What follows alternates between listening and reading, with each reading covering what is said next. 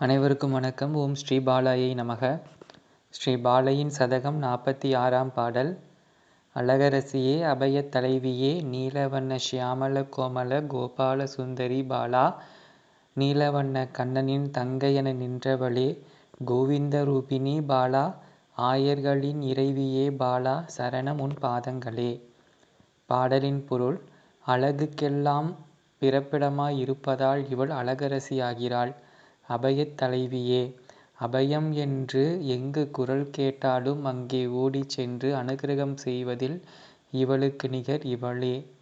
அன்னையை வழிபாடு செய்தால் ஆபத்திலிருந்து நாம் விரைவாக தப்பிக்க முடியும் என்பது ஆன்றோர் வாக்கு.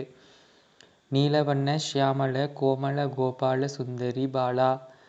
பல வரலாறுகளில், பல மகாத்மியங்களில் கிருஷ்ணனும் அன்னை சக்தியும் ஒன்றே என அனைத்து வழிபாட்டு முறைகளும் கூறுகிறது. அது மட்டுமல்லாமல் கண்ணனும் நீலவண்ணம், காளியும் நீலவண்ணம் என்று அன்னையையும் கண்ணனையும் ஒன்றாகவே நம் சாஸ்திரங்கள் குறிப்பிடுகின்றன. ஒரு சமயம் ராதை அவள் கண்ணனை சந்திக்கும் போது கண்ணன் ராதையிடம் 2 தாமரை மலர்கள் பறித்து வா என்று சொல்கிறான்.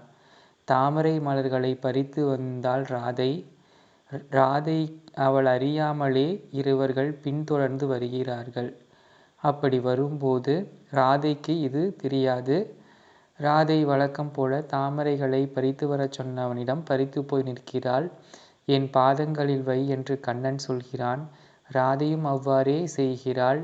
ராதையை பின்தொடர்ந்து வந்தவர்களுக்கு கண்ணன் அங்கே காளி தேவியாக தெரிகின்றான். இப்படி மாயவனும் ஆதிசக்தியும் ஒன்றாகவே இருக்கிறார்கள். அதைதான் கவிஞர் இங்கே நீலவண்ண ஷியாமள கோமள கோபால சுந்தரி பாலா என்று குறிப்பிடுகிறார். அப்படி கண்ணனைப் போலவே அழகிய மழலை வடிவம் கொண்டவளே என்று கொண்டாடுகிறார். கோவிந்த ரூபிணி பாலா, ஆயர்களின் இறைவியே பாலா என்றும் போற்றுகின்றார். கோவிந்தனாகவும் இருப்பவளும் நீயல்லவோ பாலா, நீயே ஆயர்களின் தலைவியாகவும் இறைவியாகவும் இருக்கிறாய் என்று குறிப்பிடுகிறார். அது எப்படி? அதுவும் அதே கண்ணனின் வரலாறிலே. யசோதையின் கனவிலே தேவி விஷ்ணு மாயாவான கிருஷ்ண சக்தி அங்கே தோன்றுகின்றாள். அங்கே தோன்றி இங்கே நான் உனக்கு மகளாக பிறப்பேன் என்றும் வாக்கு கொடுத்து மலரையும் அடையாளத்திற்கு வைத்து செல்கின்றாள். கண் விழித்த யசோதைக்கு வந்தவள் யாரென்றே தெரியாமல் ஒரு தேவி வந்தாள் என்று தன் கணவனிடம் நந்தகோபனிடம் அவள் சொல்கின்றாள். அப்பொழுதுதான் அங்கே தேவி வருகின்றாள். அந்த தேவியின் வாக்குப்படி நானே இங்கு பிறப்பேன் வளர்வேன் என்று கூறினாள் அல்லவா?